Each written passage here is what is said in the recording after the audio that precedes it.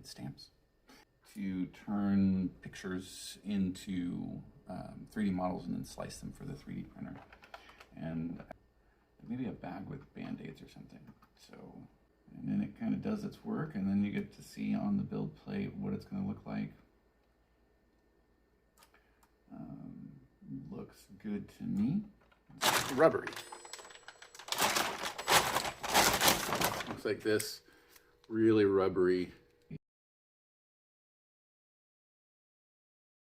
This print's done, and I really like this part of the process. And it turned out really cool. I'm excited. I'm gonna stamp the Band-Aid stamps onto the backs. And roll, roll, roll. Roll, roll, roll. Ta-da.